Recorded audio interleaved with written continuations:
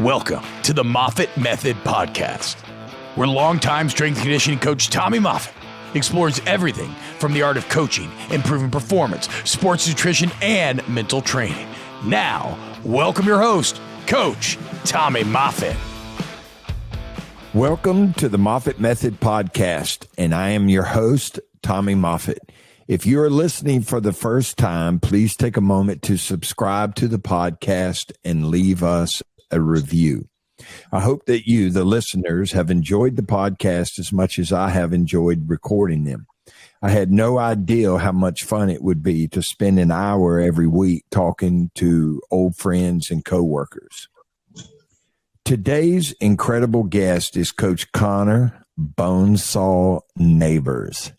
Coach Neighbors has been a member of the University of Louisiana Raging Cajuns staff since 2021 and was named the Director of Athletic Performance for the football team earlier this year. Coach Neighbors served as the Interim Director of Strength and Conditioning for the Raging Cajuns during the team's appearance in the 2021 New Orleans Bowl. Prior to arriving at Louisiana, he spent 3 seasons at LSU where he trained the tight ends, running backs, and defensive backs. Before returning to his alma mater, Neighbors coached at Florida Atlantic University from 2017 and 2018. His experience with the Owls included a stint as the interim head coach and served as the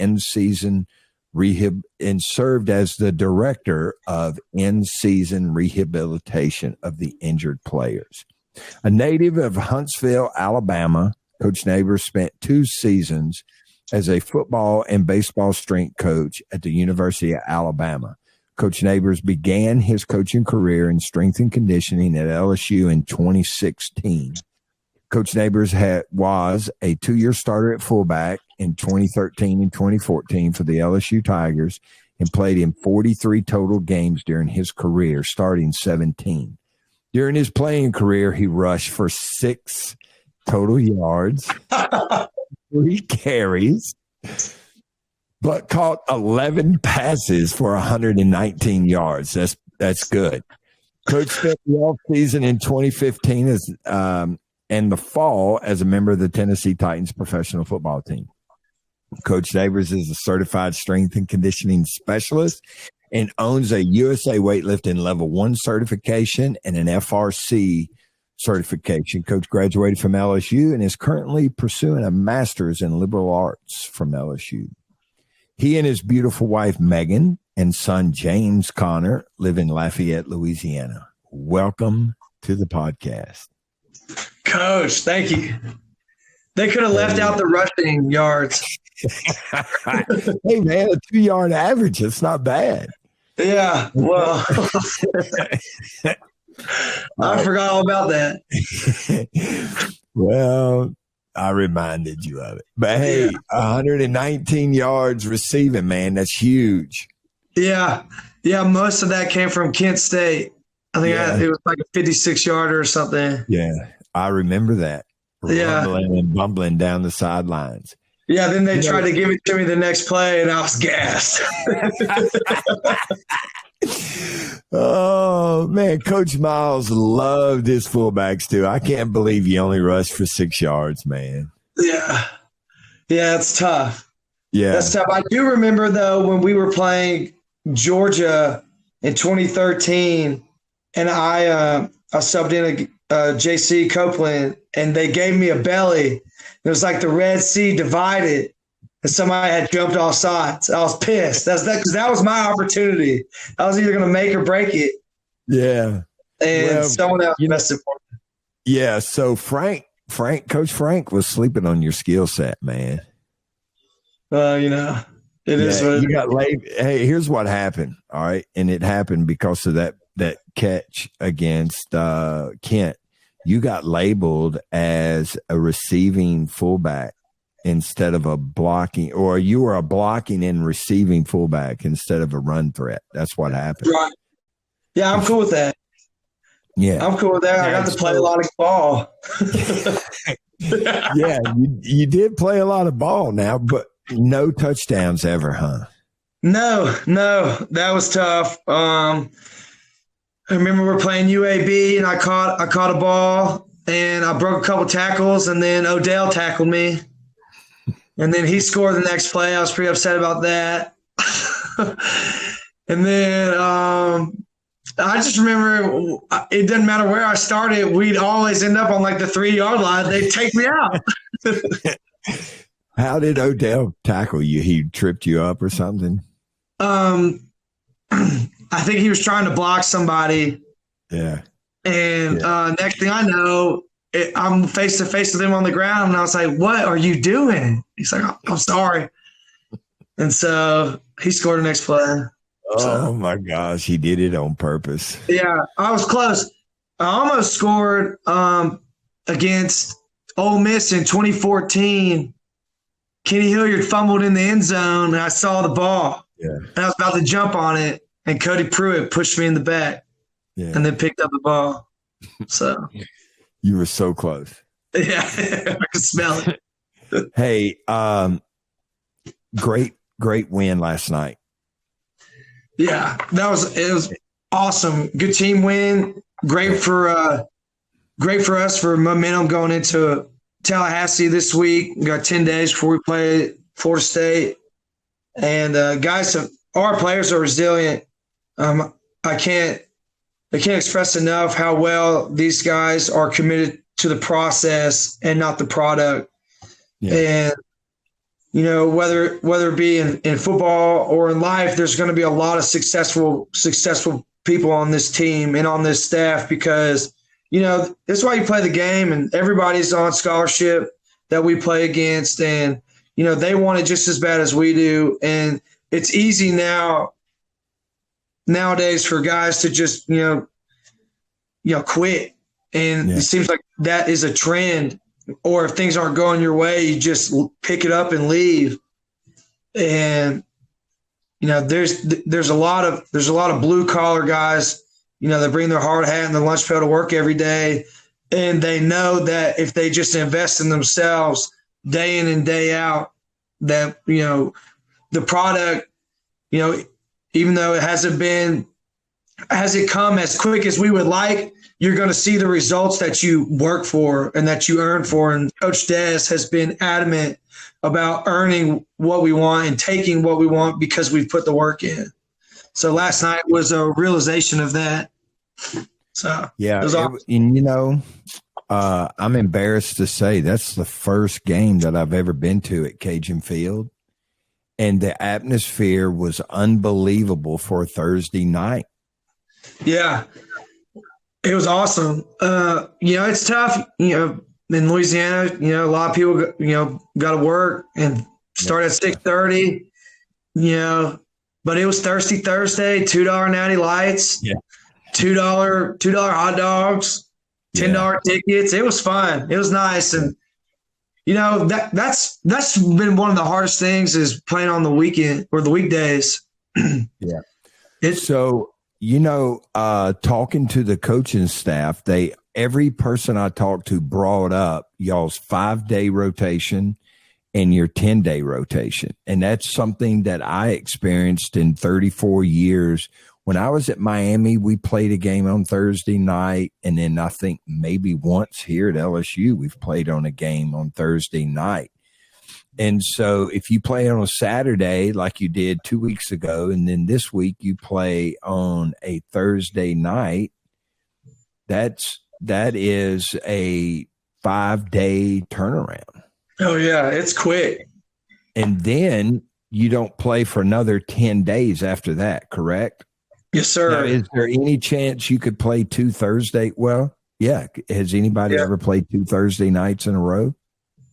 Not that I know of. I do know that. So we played Southern Miss on a Thursday. That was a 5-day turnaround.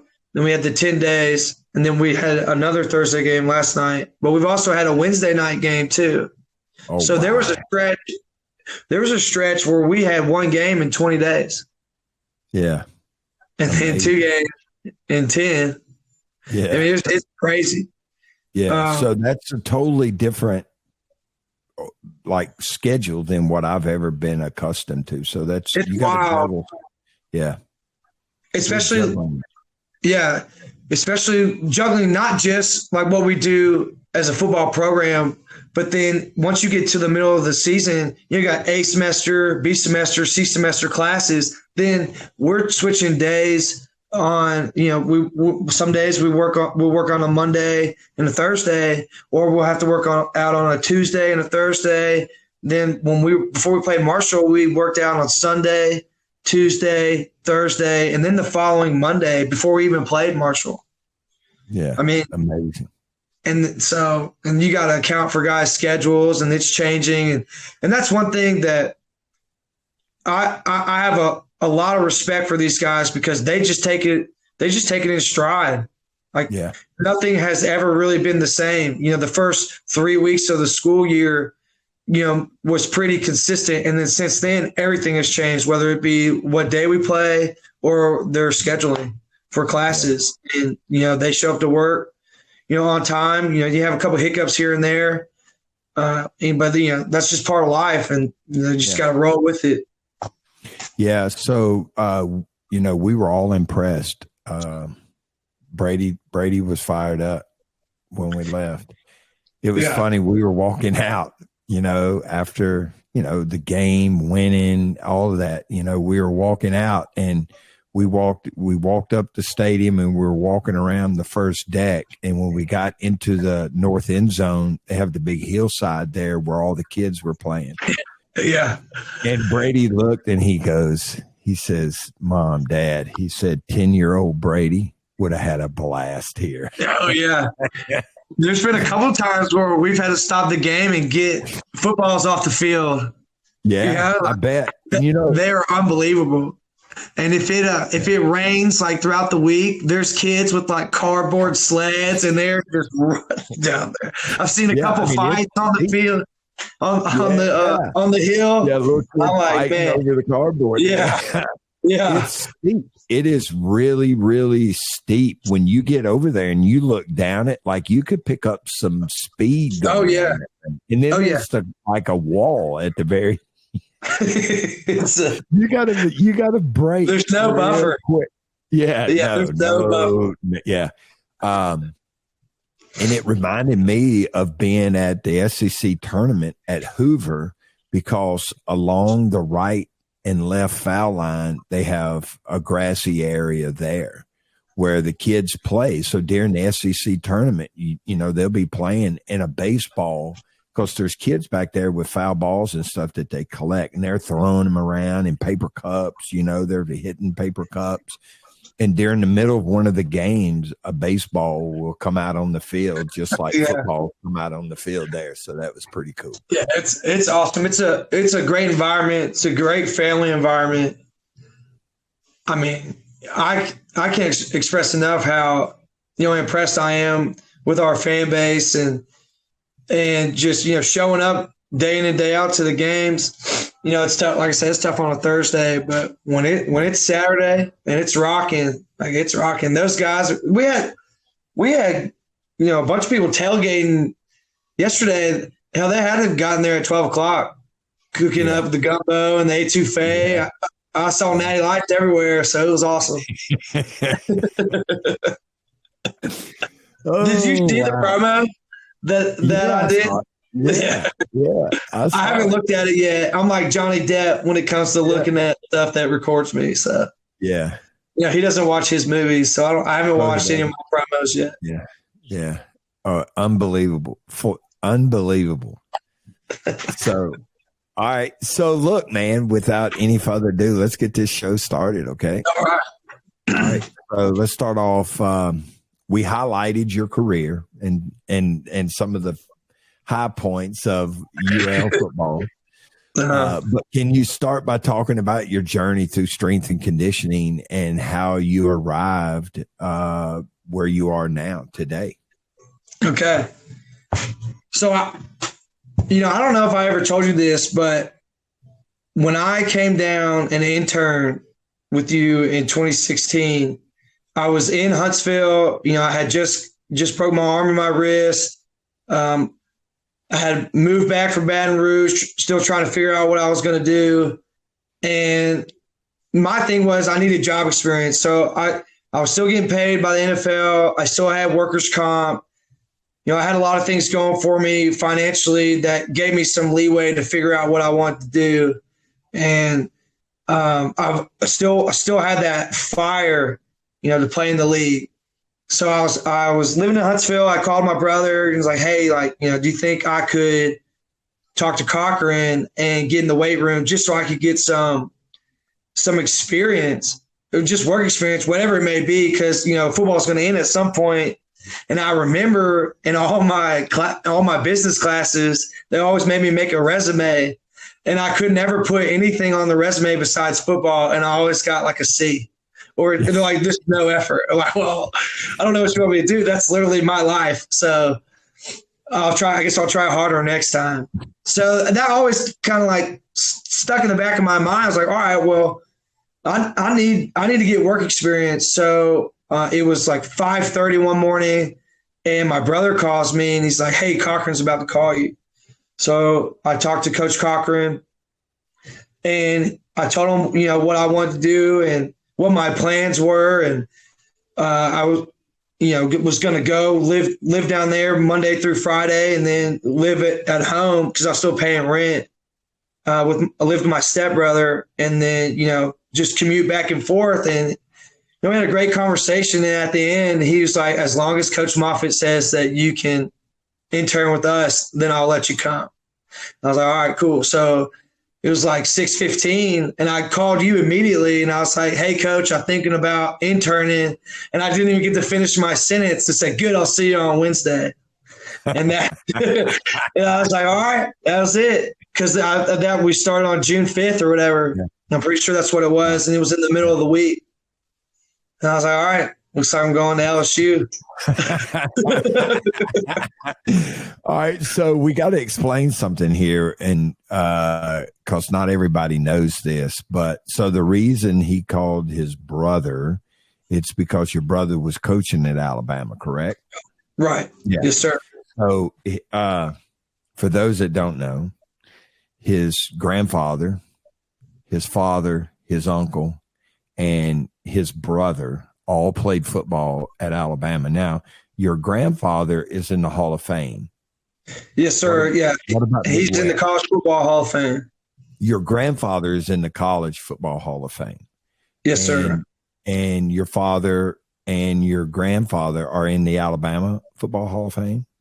I believe so. I vaguely remember going to a Hall of Fame, like Alabama Hall of Fame, like ceremony when I was younger. I don't know if it was for my dad or my granddad. Yeah. You were worried about what was for dessert, right? Right. Yeah. Well, now, all right. Now, your dad, now your grandfather, he was a high pick, right? In the draft? Which one? He got drafted in both drafts. He got drafted as I shouldn't know this now. If my dad was in here, he'd be jumping over here telling you everything. I had to kick him out just for this reason. But he got picked by the AFL and the NFL. I can't remember which one picked him as a D tackle, and the other one picked him as a guard. So back when he played, you could only sub 3 times. You had to play both ways. It was similar to soccer. Yeah. So he played for the Boston Patriots in the late 60s, and then he was drafted by the Patriots to play guard, and then he was traded to the Dolphins, and he retired in 1971. Oh, God. Yeah. So apparently Coach Shula begged him to come back, and he had too many concussions. So, yeah. I mean, knowing what they know now, he would have probably hung it up a long time, but he played 8 years. And my grandmother was like, it's time to start our real life. And he's, I think, one of the only players that he played with not to be in the Pro Football Hall of Fame. I could be wrong, but all his buddies that played in 1972, they all made it to the NFL Hall of Fame. So, Yeah. but so my grandfather was in Coach Bryant's first recruiting class, and my dad was in Coach Bryant's last recruiting class. No kidding. Yeah. And so in 1961, when they won the national championship, my grandfather was the captain of that team, and he didn't get the MVP of that game, which they say he should have, but he got the MVP of the Senior Bowl. So it's a nice constellation. All right, so we'll get on with the question, and then we'll talk about why you did not go to Alabama in the closing. Okay. All right. Okay. So I told you could. I didn't even let you get Alabama. Basically, I said instead of you never got a chance to say I'm going to Alabama. Right. No, I was fine with it. Yeah, okay, I was fine with it. It was just convenience, and I had always wanted to be with my brother. We were inseparable up until he left for college, and we'd always say that we'd play on the same team together. Unfortunately, that didn't happen. We played against each other. Yeah. And so, that's just the way it was. And he was close, and I was living with my other brother. But I'm so glad I went down there. It was the best decision I ever made. Yeah. Now, where is your brother coaching now? He is at Maryland. He's the safeties coach at Maryland. He was here last year, and with the turnover, Coach Loxley called him, and he went up to Maryland. Cool. And so, that's cool. Cool spot. It was tough though. It's hard to see him go because he has kids. He just had his fourth kid, but he had 3 boys, and I had for the first 5 years, I had only seen his oldest son like 3 times. Yeah. So, but it was fun. And then, I was with y'all for that summer of 2016. And then, kind of got a little homesick, was trying to figure out my way. What was I going to do? I thought that I was going to get picked up before the season started. And then that's where reality kind of set in. Because I remember I would coach the first 3 groups and then work out the last group. Mm-hmm. And, just kind of see the writing on the wall.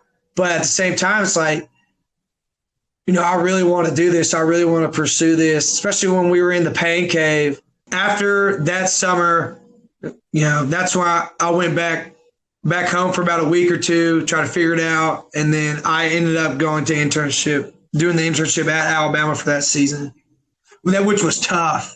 It was tough, like conflicting. I still think I'm not in the coaching mindset or where you're kind of like a mercenary now. It's like, you got to find your own way. Like obviously in coaching, it's a team setting, but when you're a young coach, you have to do what's best for you, obviously learn and create your network and relationships and do all that. But at some point you have to take risk and go outside your comfort zone. And that was hard for me, growing up, the biggest Alabama fan that you could ever imagine, going to LSU, playing at LSU, and, losing to my brother Wesley in the 2011 national championship, and then just fighting, scratching, crawling, trying to get back to there. And then, next thing I know, I'm at Alabama, like my worst enemy. I'm donning their clothes and coaching up our guys. And, we're going to Baton Rouge that year, which I had already coached there prior. And it was an interesting experience, but I'm glad I did it because I got out of my comfort zone. I got to meet new people. I got to reconnect with, older relationships that, had kind of flamed out. Coach Love was, who's the head coach at Oregon now, head strength coach at Oregon now. He was an assistant under Coach Cochran. And I had known him prior. I had played against him in high school. Our brothers were friends. His brother, Tyler Love, is Wesley's age, and they were in the same class together. Wilson and I had taken our recruiting trip to Alabama together. And so I got to rekindle that relationship, and I worked under him and Coach Moorhead, who played at Alabama too. And I just got to just learn from all of them and see the differences between our program and their program, the way that, coaching styles, and see what works, what doesn't, what fits for me, what didn't. And the best thing that happened to me was that, being the player that I was, obviously a walk-on at LSU, I felt the same type of way at Alabama because they had already had guys, interns that had been there for years, just waiting for an opportunity. But at the same time, didn't take risk, but also, in my opinion, didn't have the respect of the players that were on the staff there, because a lot of those guys I had faced the year prior, 2 years prior, and they knew who I was as a player. They got to feel me as a person, and then they heard me as a coach. And no deed is too small when you're in that role. And I was just the guy that racked weights and cleaned up and did everything full tilt. And every day is an interview in that aspect, and that's what got me my first job when Coach Kiffin took Coach Love to FAU. And so I was blessed enough to go there for a season. We won the conference championship, and then you called me in 2018, and then it was a wrap after that. I was like, let's go. So yeah, you came. You were half the person when you showed up. When you left, how big were you when you left Baton Rouge as a player? Yeah. Okay.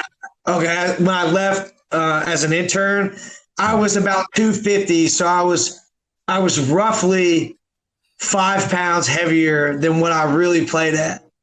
Now, when I left Alabama, I was 275. Yeah. I was ginormous. I had stretch marks on my stomach. I was, there was the training table. Yeah, you told me. Oh, it was unbelievable. Yeah, it was incredible. Yeah, you told me you had a route. You were like you were a grazer. Yeah. You would take your route. You would snake through the facility, just grab and go snacks. Grab and go, everything from. So I would leave the weight room. They would have smoothies. Once everyone was done, because I did train baseball there too. So I would leave, grab a smoothie after baseball was done, and then this was still while football practice was going on. Then we would push guys out, make sure that they went to the training table. But if they didn't want to go to the training table, they had catered snack available. And let me tell you, catered snack was unbelievable. And I would go through the catered snack, and I'd eat a couple line items that were like prime rib or wings or pasta, and then I would go to Bryant Hall for the actual training table, and I would sit down and I would eat a regular meal. So I was eating, and that was just dinner. Yeah. So I had breakfast, lunch, and dinner, and it was unbelievable. And then I shared an office with Jesse Williams, who was a defensive tackle there, who played. He ended up playing 5 seasons as in American football. Won 2 national championships in JUCO, 2 national championships at Alabama, and a Super Bowl championship. His first 5 seasons with the Seahawks. So it was an incredible experience. And he weighed 330, so I was just trying to keep up. Yeah. So then, when you left FIU to come to Baton Rouge, what'd you weigh? 205.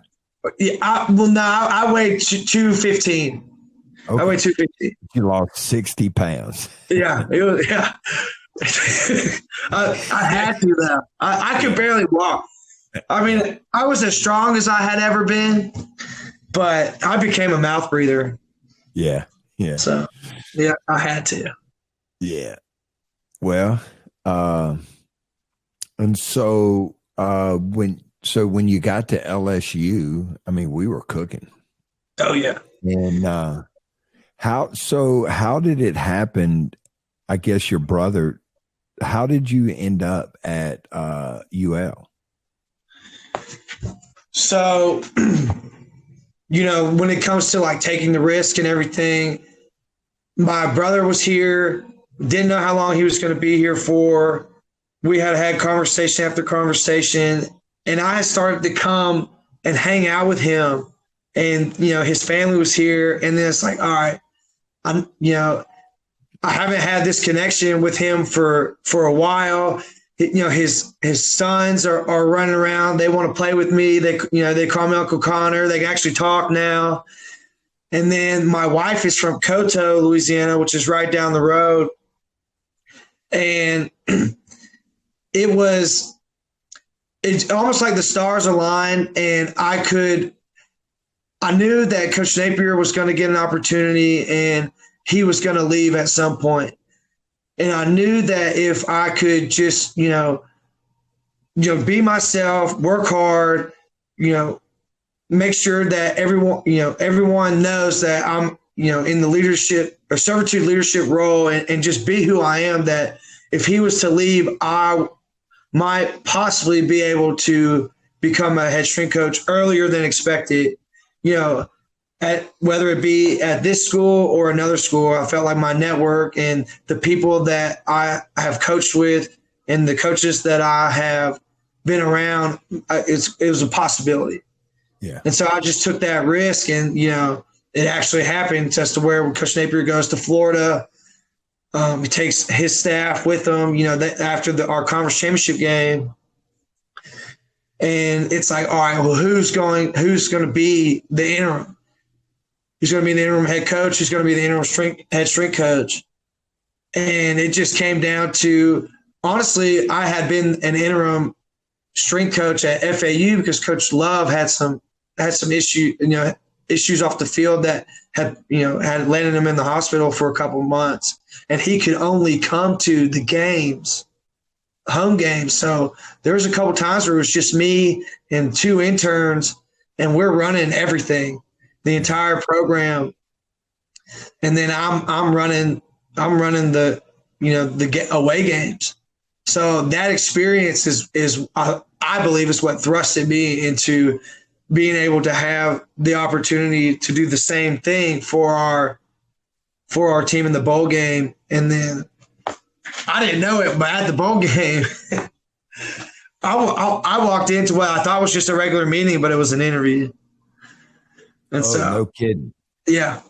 And so, I just, being able to play at a high level and, having confidence in myself, it's like, all right, well, no moment's too big. Yeah. You just got to be who I am and know that whatever happens, I'm going to put my best foot forward and just get to know, he's going to get to know who I am and my vision, in a genuine manner. Like I didn't have anything on me. I had put together a whole portfolio for everything, and I didn't have anything. I just, Yeah, that's good. But you know what? Those are the best times, because then the person in your preparation comes out, because you're not relying on, the notebook or the binder that you've prepared. And so it was raw. And sometimes that's more valuable than the clinic talk that you have in the binder. Right. And so, and depending on who you talk to, they might not even care about that. No. Nor exactly right. Nor just really have the innate understanding that like we do when it comes to like the nitty gritty and the nuts and bolts of like what you do and why you do it. Mm-hmm. Unless, Coach Des was a strength coach. So we had a great conversation. And really? And he was the strength coach at Catholic High in New Iberia. Yeah. So one of my podcast guests, Coach Rob Phillips, was Coach Dez's strength coach when he played at UL.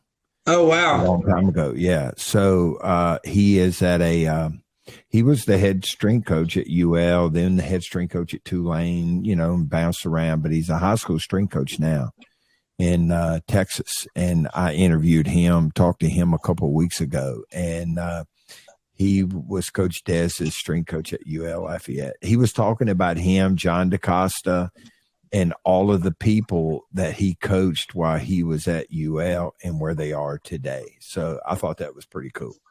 Yeah, there's a bunch of guys that were that Coach Dez played with that are coaches all over. Yeah. Blaine Goche is one of them. Yeah, the Cajun Cannon. Yeah. Yeah, we talked about the Cajun Cannon. We talked about a bunch of guys. So I've been to the weight room twice there, this summer when I brought Brady to camp, and then yesterday. And both times I've been impressed by how it's all put together and how big it is. I mean, and then Jill saw it. Yeah, Jill saw it before I saw it last night. And she was like, oh my God, I didn't know their weight room was that big and that nice. How big is it square footage wise? And then how many racks do you have? All right, square footage wise, I couldn't tell you. I'd just be making up a number. Yeah. Yeah, but we have 39 total racks. 38 racks on the first floor, and then we have an additional rack in the mezzanine, in the cardio mezzanine. And it's a ginormous weight room. So we share the weight room with the Olympic side. And we've had 5 teams in here at once. We've had football, baseball, women's tennis, men's basketball, and a handful of track athletes in at once. Now, that was a very, very stressful situation for me. Yeah. And we try not to do it.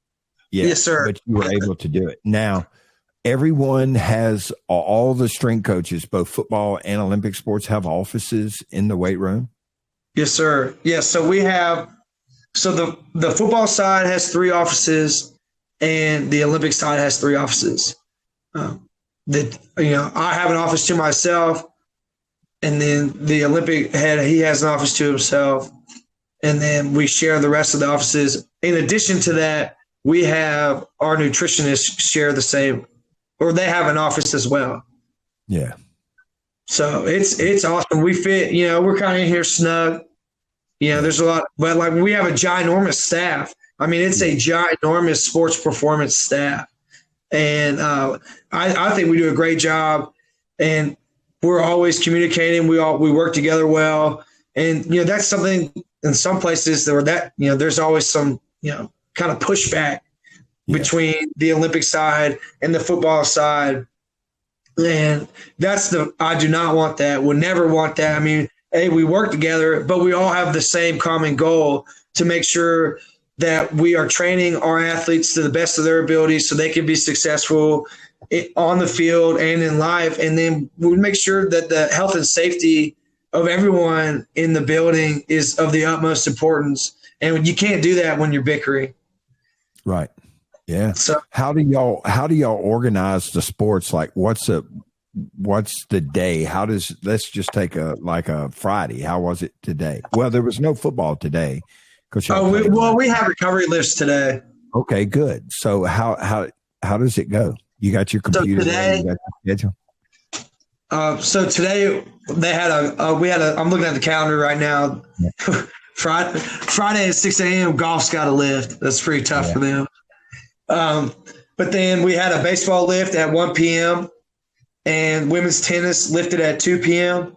And we had lift groups at 1:30, 2, and 2:30, just a recovery lift. Now our developmental group, they are only in a deload week, so we just had them do a hit circuit out on the field.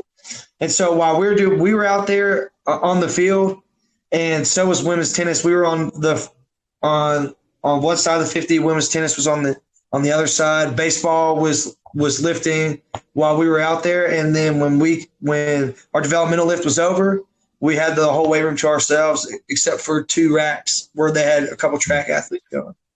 But like on a very busy day, let's say, excuse me, on Tuesday of this week, we had cheer at 6 a.m. and then football. We have 4 groups, 7, 9, 11, and 1, and then track comes in at 3 after that.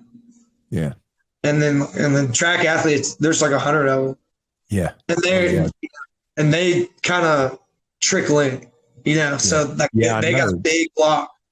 Yeah. So I was a track string coach at Tennessee, and they trickle in by group, by event.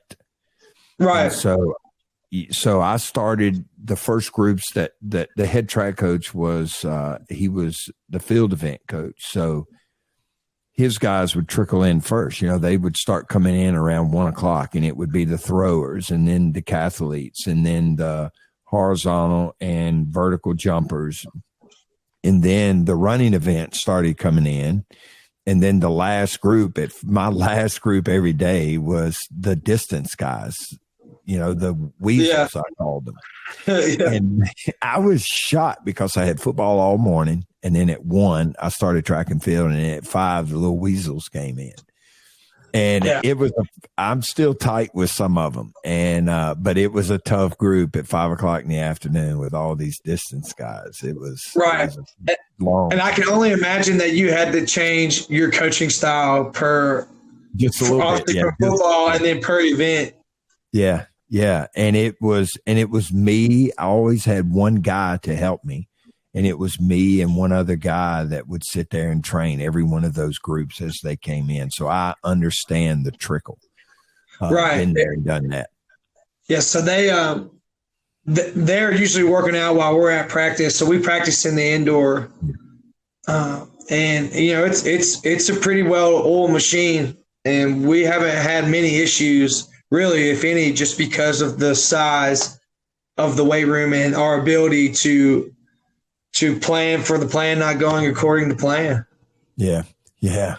Now, y'all practice a lot in the indoor? Yes, sir. Mostly in the indoor.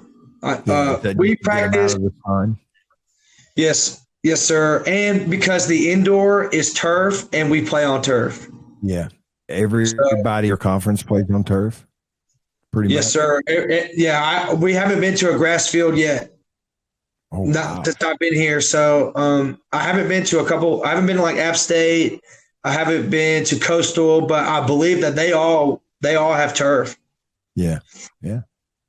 And I read a study the other day where they said there was no difference in the injury rate of it's new data, that there's no difference in the injury rate of natural grass and the new style of AstroTurf. Now the study wasn't done.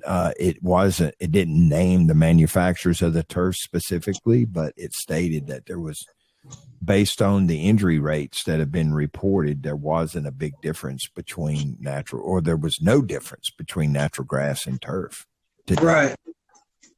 Well, that's a hot topic right now, especially in the NFL. Yeah, I know.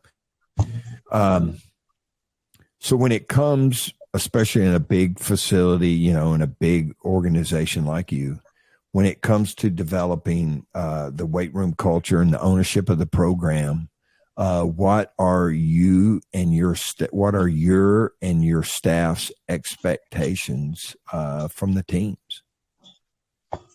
So everyone that is on our team, whether it be a walk-on or a scholarship athlete, they all have dreams and aspirations to go into the NFL. I mean, we sit down and we have these conversations, and that's few and far in between. And, only a handful of teams will have multiple guys get picked, year in and year out. And so, well, if we are striving for this goal, not only that's the end goal in mind, but then we want to win every game, and we want to be champions. And so if that's how we are going to run our program, and that's the culture that has been set in place, then it's accountability in every facet, in the weight room, in academics, going to breakfast when you're supposed to go to breakfast, signing in, doing what you're supposed to do, and being where you're supposed to be when you're supposed to be there. And how we approach it is in the same light. Like we were all, every single member of my staff has either played in the NFL or in a collegiate setting. And we know what it takes. And, I'm 30 years young, about to be 31 next month. And although I am still relatively young and, I'm not that much older than some of these guys, I've lived a lot more. I have a lot more life experience. I have a lot more of experience in football, and I have although it was bad at the time, it's a great learning experience for how, if you get hurt in the NFL, it's not all roses. They're not like, hey, let me take care of you. Let me do this. Let me do that. It's a business. And so, it's you have to use us like we're using you, right? This is a relationship in the sense of we're getting each other better every day. And if I can't hold you accountable, and on the other side, if you can't hold me accountable, then we're not going to be able to achieve what we want to achieve collectively as a group and individually as people. And so, it's like you have always said, we're in the eye of the storm every day. We're fighting. It's a fight, and there's a it's a different type of athlete. It's a different type of person. And it's a different type of climate when it comes to trying to achieve what you want to achieve when things don't go your way instantaneously.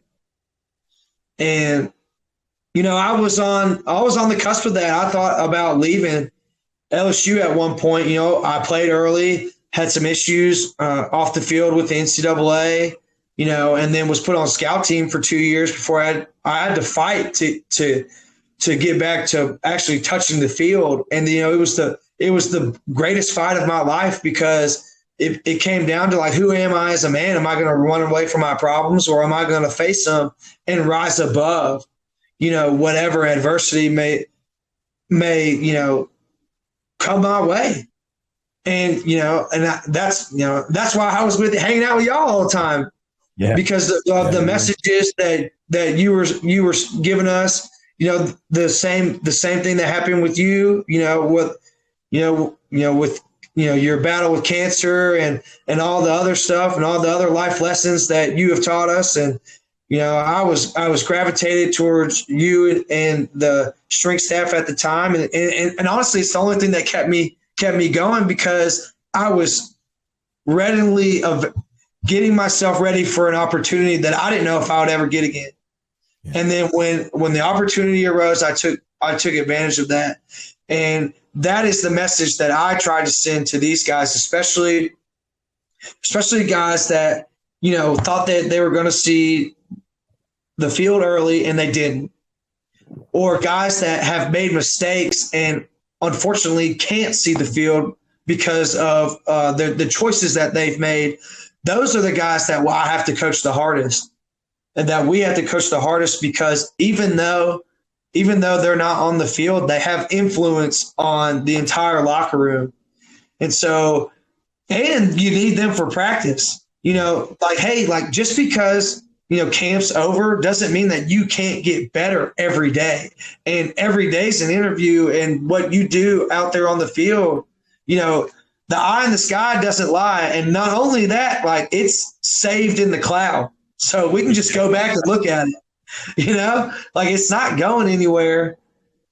So, our developmental group has some guys that would be playing for us right now if it wasn't for some of the choices that were made. And that's okay. That's life. But they are working their butts off to get back onto the field. And that type of mentality has rubbed off on our players that are on the field, because they see how they work when things aren't going their way. And hey, I still got to work. They're still challenging them day in and day out in the weight room and on the practice field. And, I couldn't ask for a better for a better environment. And, the staff that I have, Coach Brad Minner, who was at LSU and played at Furman, Coach Jamari Rasco, who has played at LSU and has been there and has coached at A&M and Arizona, and it was here when I got here. And then Coach Andres, who is from Crown Point, Indiana, played at Butler College, and some would say the Crown Point, Indiana is the mecca of strength and conditioning. Yeah, it is. And so and then we have Chandler Waholt, who was an intern last year and played here and was a JUCO transfer. And so we have everyone that has played football, has put the cleats on, has strapped up the helmet, and has been through trials and tribulations. That way, when it comes down to it, when problems do come up, we have a way to attack it. Whether if they're talking to me or any one of our staff, and we have an open door policy, and as much as I would, it's strength and conditioning is the most important thing right here, right now. I have to realize that we're all human beings, and everyone has a story that I'm still learning everybody's story, and there are some things that it's a little bit more than football, and getting to know these guys on a personal level and allowing them, as long as they communicate, allowing them to be able to, let's say if someone wants to miss, they make up, as long as it's within the rules of our of that we set and the precedent that we set in January. And so that's where we're at right now. It's fun. I mean, it's early mornings and late nights, but the days go by fast and the weeks have gone by fast. And I've almost been a head strength coach. This is my first year, but it's been a blink of an eye, and it's about to come up the second season. I can promise you, beyond a shadow of a doubt, the days where you're working go much faster than the days when you're podcasting and doing honeydew jobs at the house. Okay. Yeah. Like yesterday, I didn't have anything scheduled yesterday, and I'd gotten everything taken care of. And I was pacing around the house, and Jill goes, "What are you doing?" And I was like, "Nothing. I'm not doing anything." She's like, "You're so bored. Why don't you go find something to do?" And there was nothing to do here. Like yesterday lasted forever. And then, and I looked at my watch, and it's because we were, I knew that Brady finished practice yesterday at 2:00 because they had a half a day or less than a half a day. And they practiced up until 2. And I knew he was going to come home, shower, and we were going to get in the car and head to Lafayette. So I was bored to tears by noon, and I had to just find something to hold my time from noon until 2:00. And then I knew the day would pick up. So I did nothing. So I can promise you, I would do anything to go back into that chaos again. Yeah. I always look forward to a break, and then that happens, and I'm like, okay. And then I end up getting cussed out, by, it's like, okay, well, maybe I should just do something. Hey, I washed every piece of camo that me, Aaron, and Brady own yesterday. Because, gun season is fixing to start. Right, but that's a process, Yeah. Oh, yeah. You got to get the camo clean and unscented. And so I spent all yesterday morning washing loads and loads and loads of camo, getting it ready for gun season. So that's how bored I was yesterday. So it's in season. So what is a normal day like? And I know your schedule is hectic, depending on when the game is going on and stuff, but what's a normal day like for y'all in season, with the football team? Okay. So if it's a training day, yes. So training day. So breakfast is mandatory. So that opens up at 7 and closes at 10. So that's the biggest thing. Coach Des wants guys up and wants them eating, obviously, to start their day. But then you you are already accomplishing the first task of getting up, getting out of bed, getting ready, and then going up and fueling your body for the rest of the day and for practice and for workouts. Now, for us on the strength staff side, we get it. Our first lift is at 7. We get in at 6. Caffeinate up. Get our minds right. Make sure that there's not any issues from the day prior or that we see arising, because there are other teams working out while we're trying to set up. So it's just you got to be on your toes when it comes to like being ready. As much as I would like to have the weight room set up at 6 and then that's it, it's not like that. Right. So, and then we train from 7, and the workout, in-season workout lasts about, including the warm-up, lasts about 45 minutes. Yeah. Guys come in, we have a warm-up where we just calculate an attitude, make sure everyone's doing everything the right way. The coach that runs the warm-up, depending on how the day was prior or how the week was prior, we either, or how the guys are looking, either, have a short little message to get them going, or we just roll. And from there, we have our workouts, and then if we're not working, once we're done working out, what I do personally, I come in and I read, and that's the biggest thing that I've noticed from myself is that I have to keep learning. Yeah. And I have to try and stay ahead of the curve, because there's a lot of things that I want to do as a program, and I have to be in front of a lot of people and ask for, funds and not only ask for, their money, but give them the purpose of why I'm doing it. And, how is it beneficial for us? But we'll have a downtime, and we'll go to breakfast and make sure guys are in there. And that's, where we can pull guys aside, talk to them, get to know them a little more, figure out, how they're feeling. And, we don't do RPE per se, as a team, but we are so involved in the day-to-day operations that we'll know if someone is, feeling a certain type of way, or, if they're in the training room, or, if they didn't go to sleep the night before. Like, you can see that because we're so aware of, and we're in the building, we're all over the building for the rest of the day. And then we'll lift at 9, have this, and then 11, and then 1. And then after the 1 o'clock group, they go to meetings at 2. So they'll start special team meetings at 2 and go till 3:50. And that's when our walkthrough starts. They'll have all their meetings and stuff. Walkthrough starts at 3:50. Flex starts at 4:05. It's the most intense 8 minutes of practice, in my opinion. It doesn't matter where you are.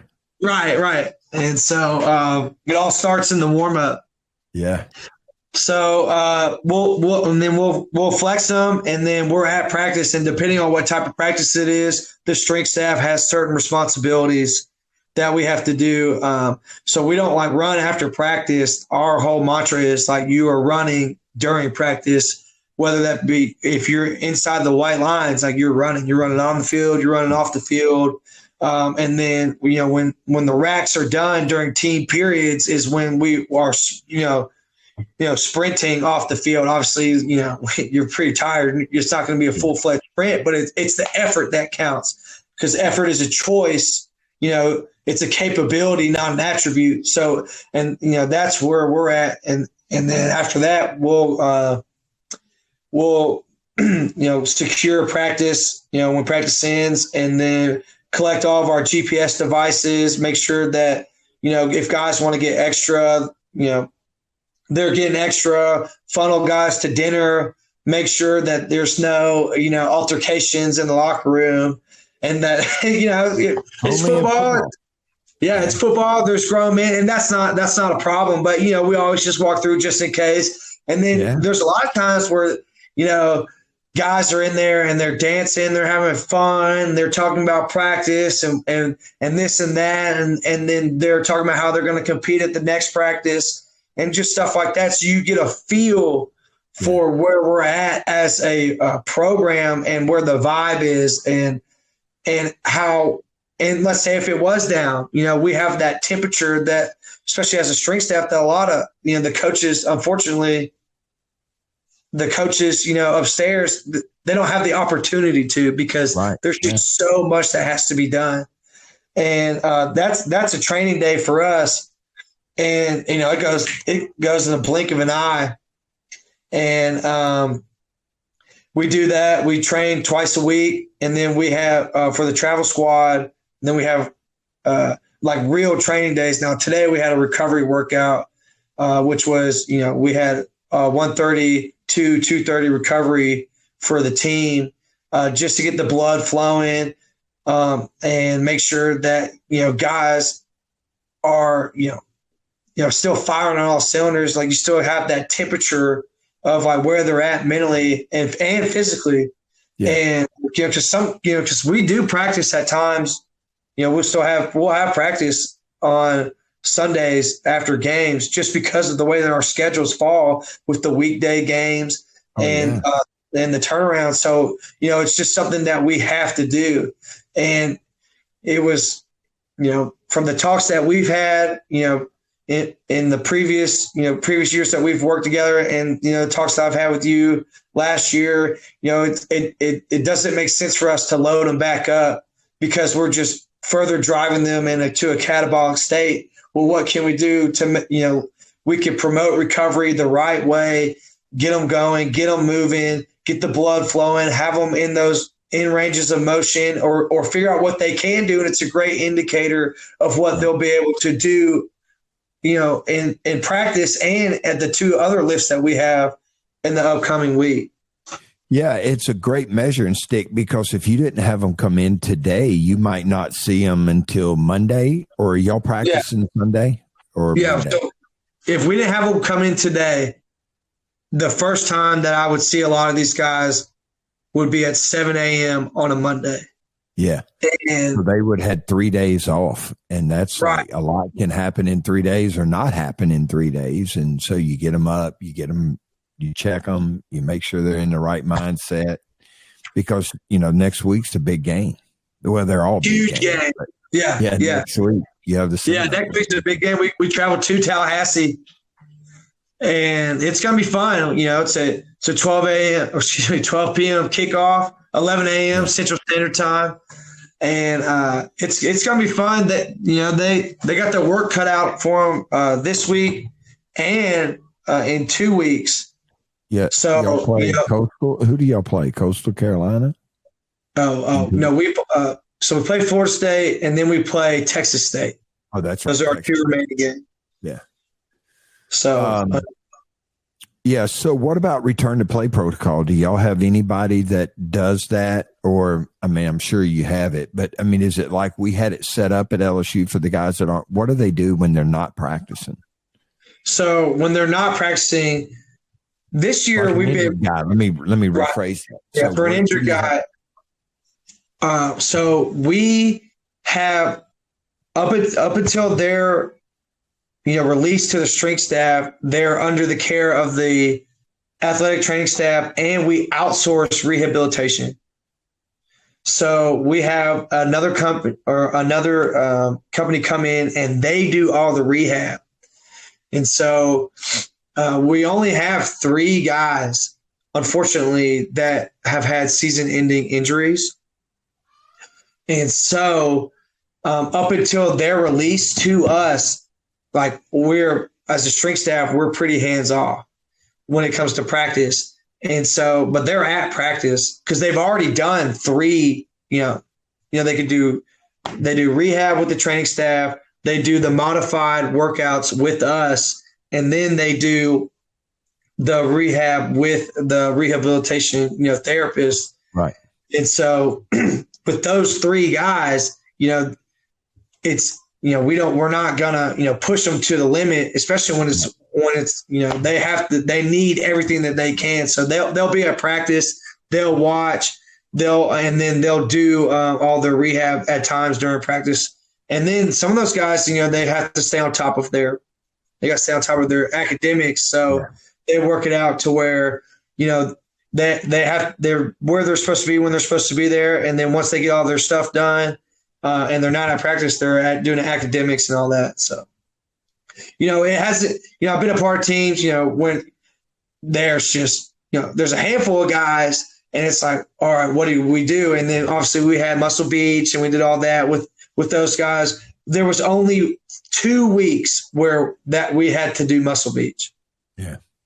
That's awesome. So, and that was in camp where it's like, all right, I've got a handful of guys, they're not in school. They're not, they're not having surgery. They're not injured per se. They are hurt. Yes. And there are things that they can do in practice, things they can't do in practice, but what can we do to make sure that they don't lose their fitness level for these 2 weeks? So when they're integrated back into practice, they can actually go in there and compete at a high level, and they haven't lost any physical attributes. So we did Muscle Beach, the return to play protocols that we had done at LSU in the past, where it's like we're just keeping their physical fitness level up with them. And then, so we just got a force plate. We actually got 2 a month ago. And we are using that for guys. We had a couple hamstring issues earlier in the season, and that's how we used our return to play for the weight room. We obviously regress and make sure we have all the modifications that we can, and then we hit isometrics and eccentrics when it comes to stuff like that, and then we actually use the force plate to our advantage to see if are they adapting to it, are they closing the gap, and then when they go out to practice with the training staff, how well – I got an athlete coming.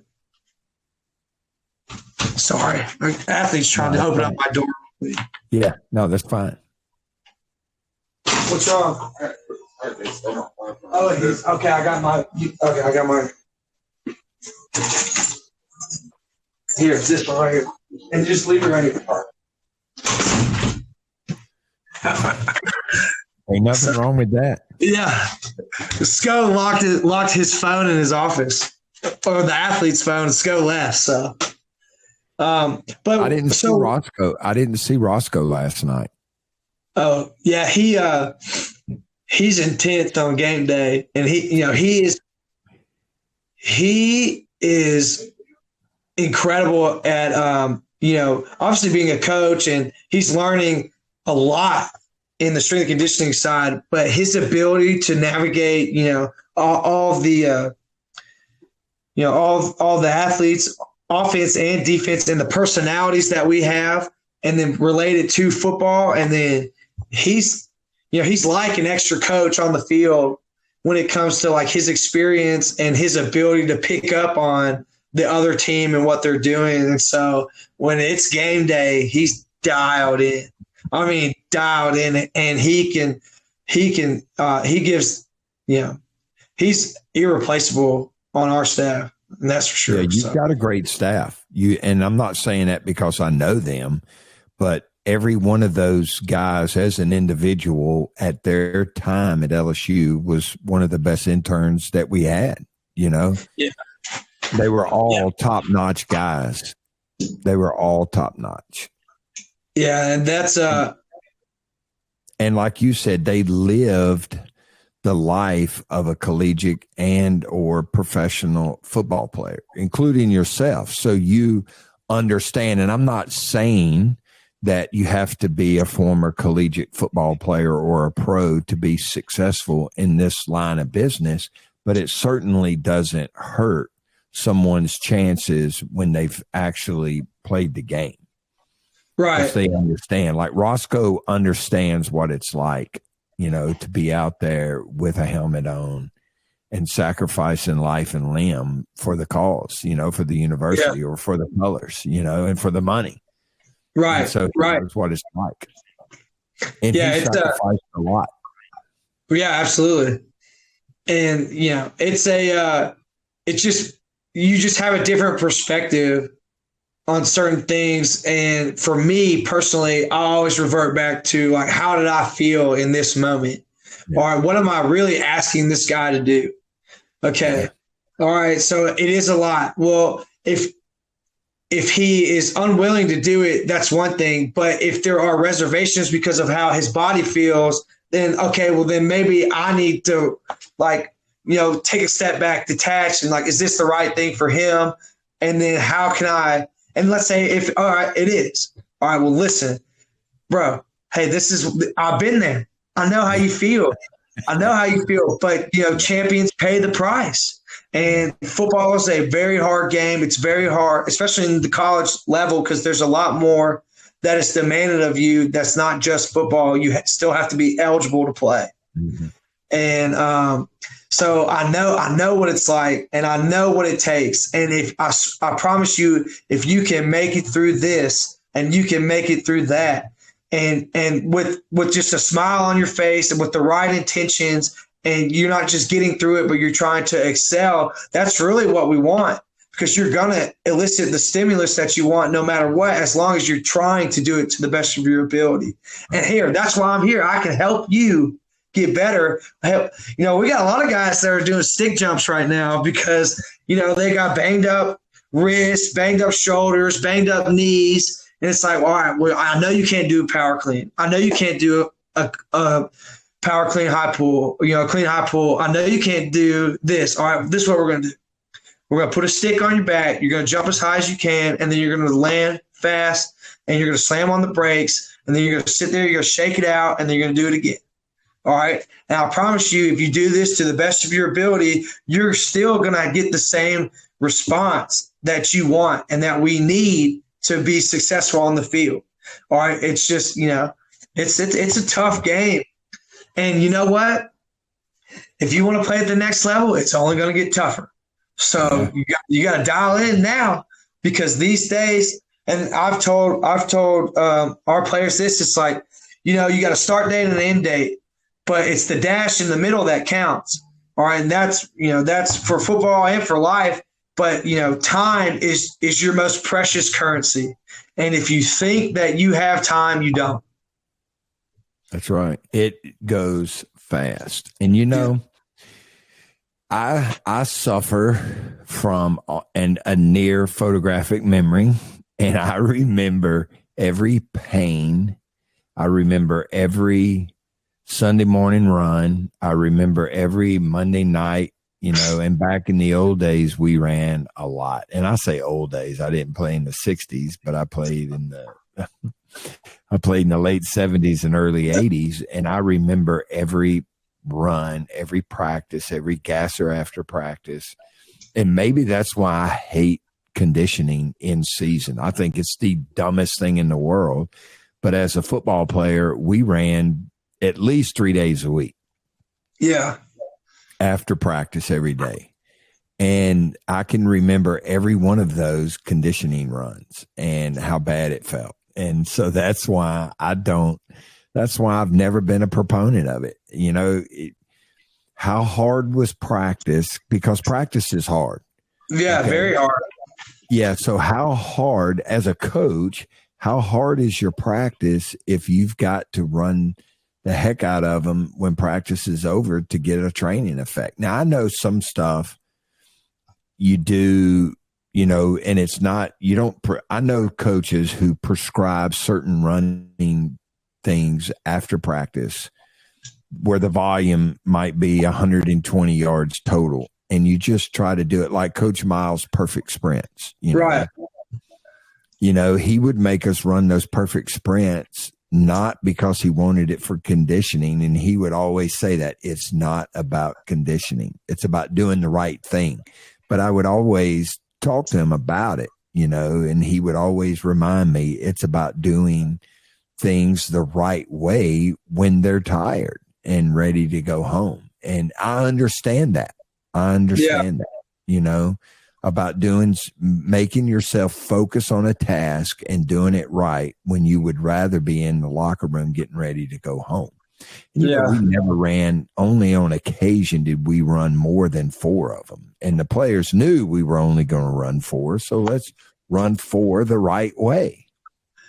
Yeah. Don't be that guy. That's why I always tell myself, don't be that guy, don't be that guy, don't be that guy. And then it was my turn to get down, and then I'd have to just blank out. Yeah. Right, just blank out. So, Tigers. yeah, it just yell Tigers. So we do something similar to that. We actually implemented in our summer training for conditioning. After we did position specific conditioning. Yeah. But then, looking at the data and everything and the amount of work that we would do in those position specific conditioning, phases, it'd be like a game almost. It was like a mock game, so to speak. Yeah. And we'd have 4 quarters and then we'd have overtime. And, we want to build that base as big as we can. We want their gas tank to be as big as they can. So we would do something called it was perfect shuttles. Obviously, it was a 90-yard shuttle, but we would tell them, which way they had to turn. Yeah, right foot, left foot. Yeah, so we said, alert, ready, set. For the skill comes out, and then when they're on the ground, their hands are down. We'd say left. Your left foot touches both times, or left, right. And then we get them in a groove, and then they'd be down, and we'd yell an audible. And so, when you're tired, because everything, especially when it comes to overtime, everything goes back to the Texas A&M game in 2018. And so I was like, we played 2 games. And, how safely can we build their gas tank to be able to withstand overtime? And, so it's not full speed. It's at a sub-max level with effort, but you have to do it right. Right. And if you don't do it right, then you're just going to keep going. And obviously, as a staff, we pick a cutoff point. Yeah. Right. But it's interesting to see when things aren't going your way and the bullets start flying, who is going to cower down and who is going to embrace the moment. And that's when we saw our real leaders step up. And, I had a guy, an athlete, and it's time. Now we're on a thing and he stops everything, and calls everybody up. And, that's what you want. Yeah. You want it to be a player-led team. It's not about the coaching staff right near, hey, we need to come together as a group right here, and we need to finish, and we need to focus in on the task at hand so we can correct our mistakes and finish this the right way. So that, that's huge. I forgot what the question was. No, on a tangent right there. No, that's fine. No, so we were talking about. Wait, I even forgot what the question was. That's okay. It happens in the wild world of podcasting. You forget stuff. I know. We were talking about conditioning. Oh, okay. Yeah. All right. Yeah, we were talking about conditioning. For practice. Oh, yeah. Okay. Yeah. There we go. So back dialed in. Yeah. It was actually funny. Coach Minner told me last night, he's like, it's refreshing. And this is during the game. He's like, it's refreshing to see in every game that we've played. And, it's week 10. And whenever we got guys on the field and it's either it's in the 4th quarter or it's been a long drive, there's no hands on hips. Yeah. Or if let's say if there is, it's at minimum and it's self-policed in the game. So if I have seen a couple guys have their hands on their hips, on our team, and a guy will come and knock his hand down off his hip on the field. And so that's a mindset. Right. And it's so cool to see. And, and I get chills thinking about it, but it's like, okay, even though you have some pushback here and there, because it is a grind and, not everyone always feels the same way. Like what we're saying and what we're doing is getting through. Yeah, that's right. Absolutely. So you alluded to some of the metabolic training and position specific stuff that you're doing. What about the tactical preparation that the coaches are allowed to do now? Did your staff do a lot of that this summer with the team, or were they more hands off leading up to the season? When you say tactical, you mean like the way that it's allowed for the coaching staff? Okay. Right. Yeah. Okay. So we were hands on up until a point, and then when it becomes player led when it's like when we're doing the OTAs and stuff. Yeah. What we do is that we did a great job of programming around that, because we knew that we were going to have it. And I sat down with Coach Dez and told him what our vision was for the summertime, about how we're going to plan for this. Like, it's something that we do, and I know that we do it, but we have to be mindful of how taxing it really is, and it could take away from this if I do too much on my end and then put our players at disadvantageous position and asking too much of them. So we sat down. I sat down with Coach Dez. We talked about it, and I sat down with my staff, and we did as much as we could to make sure that when they did the OTAs that they were ready to roll. And we just, we know what they're going to do. So we just regressed everything back to a certain point and taught them body mechanics and stopping and starting. And it really, acceleration and deceleration was our biggest thing this offseason. And then when we got into the summer training, it was we were dead set on how fast can we accelerate and what can we do to make sure that everything that we're doing on the field and in the weight room is acceleration based and still getting stronger as we do it and building that base. And then once we transition into June, the OTA became a walkthrough on the latter half of the season, and we were able to train max velocity.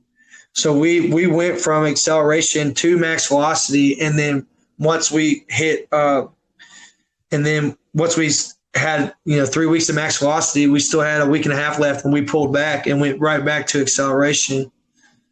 But they're still doing like the walkthroughs and stuff, and it really worked out because we had a lot of guys PR, and then they buy into what we're doing because they had never done a max velocity. They had never done a max velocity actual workout unless we had a guy that had ran track. Yeah, and it's a lot different. Yeah, and that was something that was new to me, and it's something that I've dedicated this entire year to learning how can I become a better coach when it comes to, linear speed, because that's something that I personally, might have been hindered a little bit, but I was really good at changing direction, and my background with tap dancing and playing hockey and doing all that, like I was, in my opinion, I was probably one of the best to do change of direction when I was a player, and that's what separated me. So I'm pretty versed at change of direction, but linear speed is something that I was never really good at.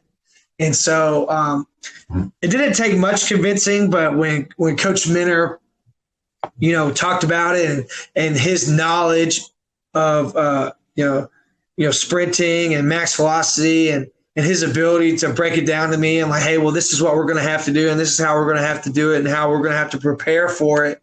And he's like, well, now listen, coach, like it's going to look a lot different than what you're used to. You just gotta be okay with that. Like, hey, listen, I'm cool with it. Just give me the literature that I need to read. Give me the books I need to read, and I'm good. I'll learn it. I'll follow your lead, and we'll get it done. And we did, and the guys bought into it, And then, as you know, if our speed is up, if our ceiling keeps rising, then all the attributes under it keep rising with it. And so once we hit our max velocity and we tapered back to acceleration, these guys, they look even better than before. So what kind of GPS device are you using? We currently use Catapult. So y'all had Catapult the whole time. Yes, sir. Now, our contract ends with them in January, and it all goes out to bid. And so, depending on what we're looking for and what we need, we put the specs out there, and it has to, since we're a public university, everything has to go to bid. It has to go through all these we're using public funds. It has to go through that certain process, as you know. So, so the contract's up anyway. So it's anyone's deal here of like who we can go with and what we're seeing. But our biggest thing right now is that the satellite, it doesn't pick up indoors. So we are going to upgrade our system so that when we practice inside and do everything inside, we can get that data. So everything that we did when we're not practicing was outside as much as we could, because it's imperative that we get that data, because we play outside and we have game data outside. We have total distance, high speed distance at 90, over 90, over 80, over 70. And then that's what we use to program for the off season. It's just unfortunate that we only had actual game data and not what led up to the game. So right now, what we currently have is we'll have their player load, their mechanical load, which is something that we had developed at LSU for the high and medium accelerations and high and medium decelerations. We threw medium in there from all the talks that I've had, because after a certain point of fatigue, the medium decelerations become the high decelerations, and vice versa for the accelerations. So we throw that in there. We have player load per minute, and that's really it. Yeah. We can't get anything else. And so it's hard to paint. It's hard to paint a picture when you don't have paint. Yeah. So, what about force plate? So with the force plate, we're able now to use. Let me pull it out. I'm gonna see if I got this graph on me, because we just now got it. No, we went with Hawking Dynamics. Mm-hmm. Yeah, and it's incredible. They've been an incredible partner with us. Back to when it comes to us working as a whole, as a university, the sports performance staff didn't even buy it. The athletic performance staff bought 2 force plates for football analytics side. So currently how we use it with the force plate, how we tie it together is our modified RSI and our mechanical load from the previous practice is what we use. And it's a pretty accurate inverse relationship. The validity of it, there are no peer review studies, because it's something that we made up. But if the previous practice, if the mechanical load is high or the previous game, then our modified RSI is going to be low. Unfortunately, we don't have baseline testing with the force plate because we got it in October. We got it October 1st. But we still have made our modifications to our program and to our training and with a lot of these guys. So, we used it immediately. It's just we haven't used it to our full potential yet. So we use modified RSI mechanical load, and then we use peak power and total player load from the previous practice. So if the player load from the previous practice is up, peak power is going to be down. And those are our fatigue metrics that we can use that are paired with Catapult. How does the Vault software differ from Hawkins Dynamics? Have you noticed a big difference is there a big difference in the two software packages?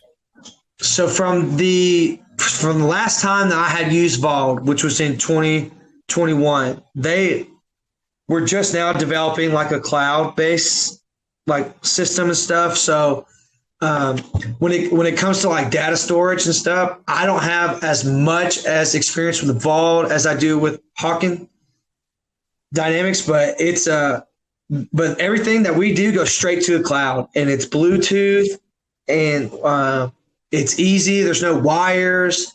We can move the plate if we need to because of the way that there are other teams involved in what they're doing. So we move the plate, and we can do. I mean, it's easy. We have a tablet, which I'm using right now. Our tablet. Say it again. Oh, I was saying that it's easy in that like the way that if we need to move it, we can move the plate, and everything that we do goes straight to the cloud. We do counter movement jumps right now is the only thing that we're doing, and the biggest difference between Vault and Hawkins right now is that Vault we did 3 jumps, whereas they only do 1. And I'm sitting there, I was talking to them, like, well, why is that? And they said that there's really not as big of a discrepancy as you would think. And most of the time, the athletes do get fatigued between the first jump and the third jump. Okay, so we went through the whole thing like that. And, they sold me, obviously, and I'm so glad we went with them because I call them all the time. I'm talking to them, and there's a lot of other, schools and a lot of other coaches that I know that use them, and we bounce ideas off of each other, and we are going to use it to program. And it's an unbelievable tool that I don't think that's become affordable. But it's immediate. It's had an immediate effect on the way that we program. And obviously, and the way that the players come in and actually prior to that, they wouldn't want to jump or anything. And now they're competing, and it has driven competition, mm-hmm. and they want to know why we do it. This is the generation of players that they want to know why we do everything. And so they want to know how that they can get an edge on their teammates. Like, no, well, I want to jump higher. I want to do this. Well, why am I not jumping as high as him? I lift the same. I'm faster than him, but why do I not have the same type of output? All right, well, hey, let me show you. All right, well, your jump strategy is different. Or well, what's going on here? Why I see a discrepancy in the raw data between your left foot and your right foot. What's going on? It's I got stepped on yesterday. All right, well, then, hey, that has a huge effect on your strategy and your output metrics right now. So it's like, hey, you just got to, first of all, we got to make sure that everything that we're doing is to help you get back to 100%. But, you can actually, you'll out jump John. Yeah. Just get better. All right. And hey, do what you got to do outside of here and make sure that you're not skipping steps, and you'll out jump him in a week. And, it just drives, it drives competition. It drives further buy-in into strength and conditioning. They see the results immediately, and then it's just it's data that it's affordable, and we use it, and I love it because it brings us together as a staff. So when we program, we're like, all right, well, let's look at the data. What does the data say?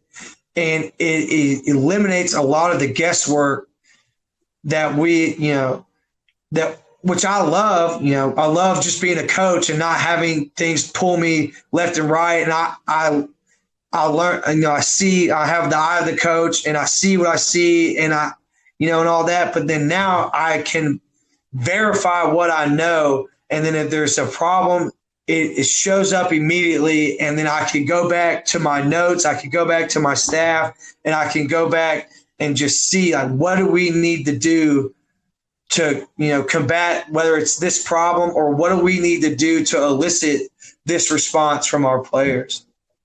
And so now, let me ask you this. You probably make different changes based on it being RSI related or peak power related, correct? Yes, sir. What are some of the do you adjust the volume or the type of exercise or the percentages? And you don't have to go too in depth, but what are some of the changes that you may make? And are those changes global for the entire team, or are they for specific individuals? So currently, the changes that we have made were for the team, just because it's so new. And right now, we are at any given moment, we have 4 different workouts going on for like the specialists, the quarterbacks, the skill, mid skill, and the big skill. So like there's a lot of things going on that we manage with just 5 guys and really 6 coaches. Our 6th coach is a player that got medical, who's been an incredible resource for us. But we have a smaller staff, so right now it's just gathering as much data as possible. But the biggest change that we did was, in season, at the beginning of the season, we did speed squats. We wanted to make sure that we're slamming on the brakes and we're using our brakes efficiently. And we thought as a staff, we're like, I don't really know if these guys actually grasp the concept of a speed squat. And so, we did it for the first 4 weeks, and then we moved on. Well, when we started looking at our impulse ratios, the first week, our impulse ratio was extremely high. Our propulsive impulse was high, but our braking impulse was very low. And it's like, okay, well, these guys aren't slamming on the brakes. And, if we're not able to slam on the brakes, something's going to give. I mean, not a lot of guys, are running just straight goes and then have 30 yards to decel. Like that's part of the game. You play in a box and you have to decelerate at a very rapid pace. So what we did for our team is we put trap bar jumps in. Trap bar jumps for the skill and the mid skill, and dumbbell jumps for the big skill. And we focused on, and they're not very heavy, but jumping, putting as much intent into jumping as high as you can and pushing and creating as much force as you can for as long as you can. And then when you land, you have, obviously with the trap bar, it's the safest way to do it. But when you land with great mechanics and you slam on the brakes as fast and as efficient as you can.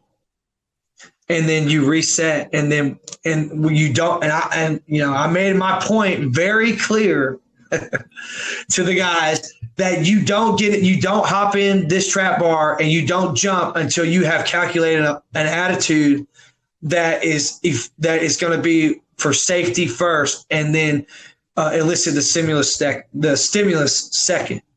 Because the last thing I want is to do something that they've never done before, and then someone gets hurt in the middle of the season, and it be our quarterback or our star receiver or our starting left tackle, like stuff like that. Right. But we've seen that our braking strategies have, almost doubled. Yeah. Wow. And it's like, okay, like, all right, here we go. These guys, they get it. Because it was hard. Like, did they get it with the speed back squat? Probably not. And you kind of saw it, but we couldn't verify it. Some guys did, some guys didn't. But now that we're actually able to show them why we're doing it, it's like, hey, like, look at this. All right, can you not slam on the brakes? I see you run as fast as you can and then stop on a dime. Why can't you do this in a counter movement jump? And they're like, oh, I see what you're saying now. Oh, so you don't want me to just collapse when I land on the plate. No, I don't. I don't want you to do that ever. And so we do stuff like that, and we implemented some depth drops for some guys that probably that just haven't gotten it. Yeah. And maybe have some issues with, like with our quarterback has, it's been tough, and he's a very, very confident runner. And, he 2 weeks ago, he jumped over 2 guys in the end zone. I guess it looked like when Elway jumped in the end zone and got helicoptered in. Yeah. I don't know if that was in the Super Bowl or not, but he did that in a game. And it's like, okay, well, he can't do trap bar jumps. Well, what can I do to still get this elicit this response? And so he did stick jumps, but then to make sure that he's getting the same type of braking strategy with the same intensities, I'll have him do, depth drops and slam on the brakes.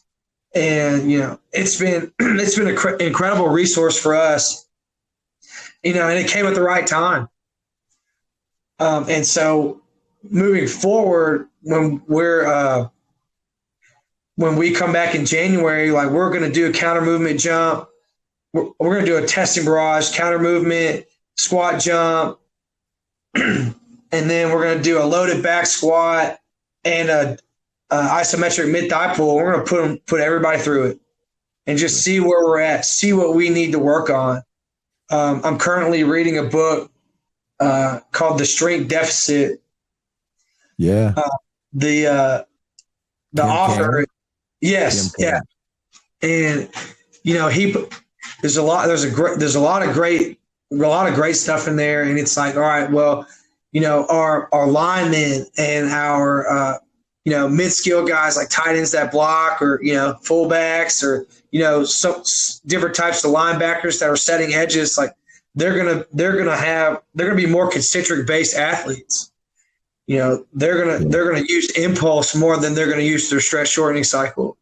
And so, and then, vice versa for, skill guys that are sprinting and jumping and running and cutting at full speed and stuff like that. They're going to have a larger deficit. And that's the stuff that he talks about. And it's like, okay, well, I need to know this. Our program has put a lot, has invested a lot in me, as a first year strength coach. They're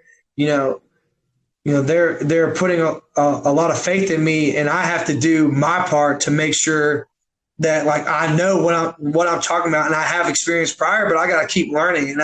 And so we're going to put them through all these testing barrages and make sure that, the deficits that we have and the like asymmetries that we have and all that we're working towards, closing the gap or increasing the deficit depending on what type of player that we have, and, making sure that we're tailoring their program to them in a team setting, but more specifically in even furthering the individualization for it.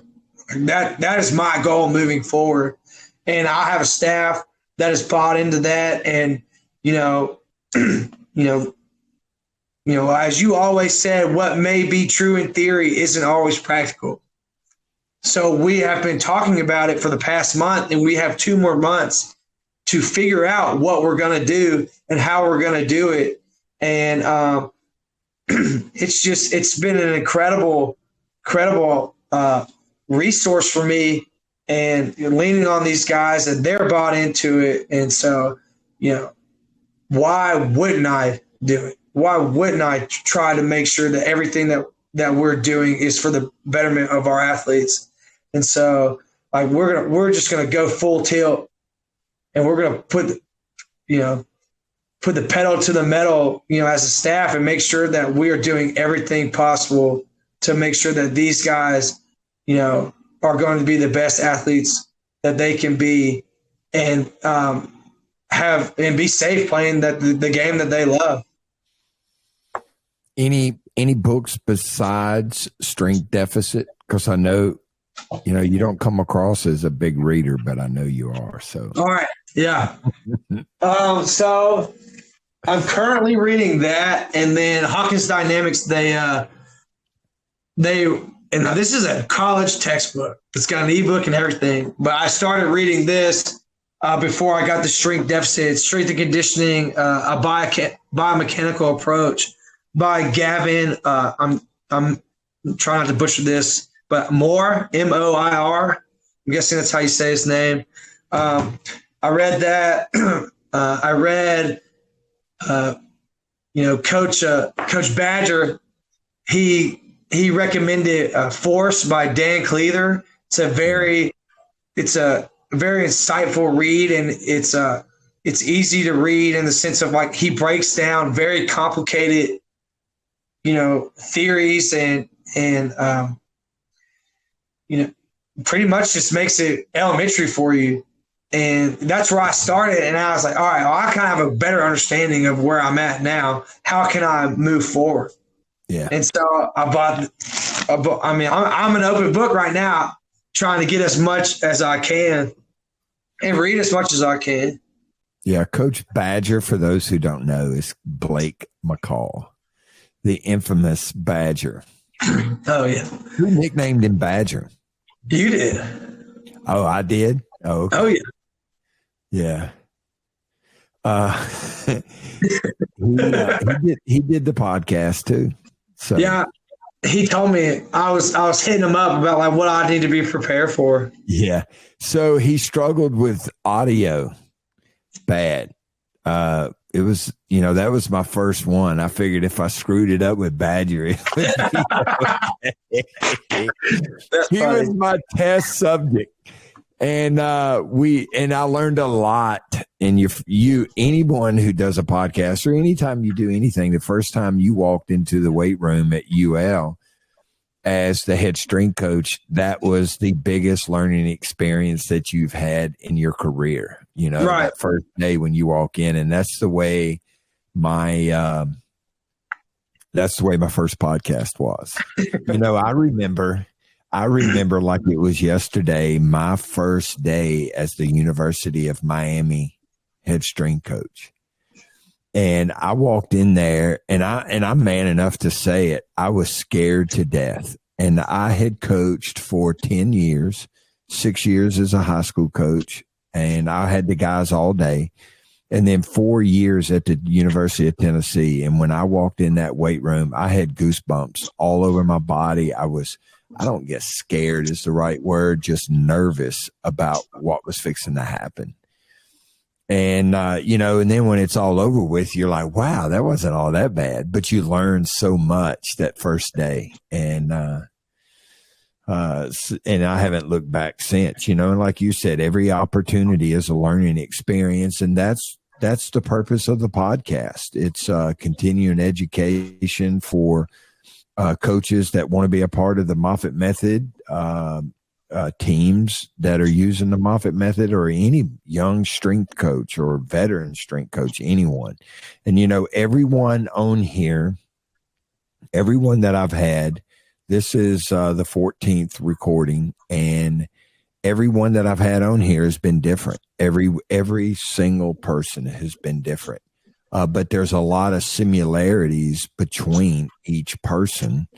And the one being that they're a strength coach and they're devoted to their team. I don't think I've had a person on here that didn't say that, the reason they do it is because of the kids.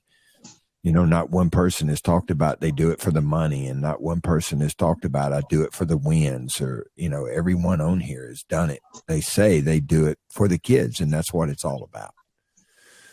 Well, unfortunately, our time is up, man. We've been going. This is a record. So we just broke a record by 4 minutes. Let's go. So by the time we're done, So by the time we're done, it will be over. But thanks a lot for coming on here today. I know it was tough. You probably got home. I don't know what time you got home. It's probably 1:00. No, it wasn't that bad. I got home it was 11:45. Oh, okay. Well, not bad then. It wasn't that bad. Yeah. But it was great seeing you last night. Please say hello to Megan and little JC. I will. Yeah. And then tell Big Wes where y'all going to dinner tonight. Is Megan cooking, or are you taking Big Wes out to dinner somewhere? I'm not sure. They've been calling me this whole time, and Okay. if he had it his way, we'd drive to Baton Rouge and go to Sammy. So that might be an opportunity.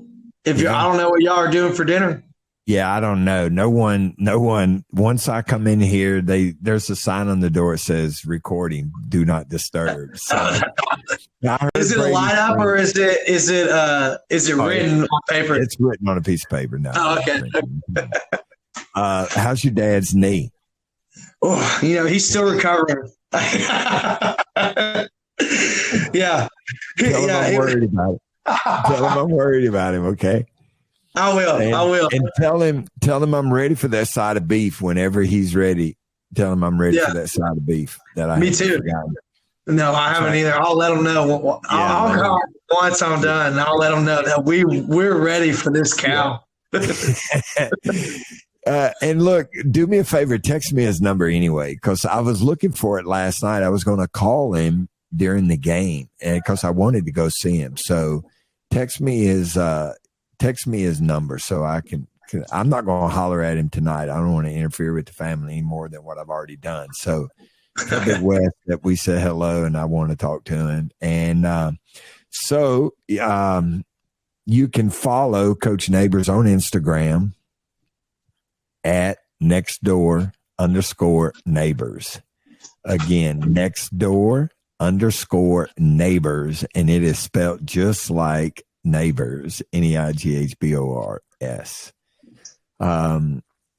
This brings us to the end of today's podcast. Thanks very much for tuning in. I hope that you enjoyed it as much as I did.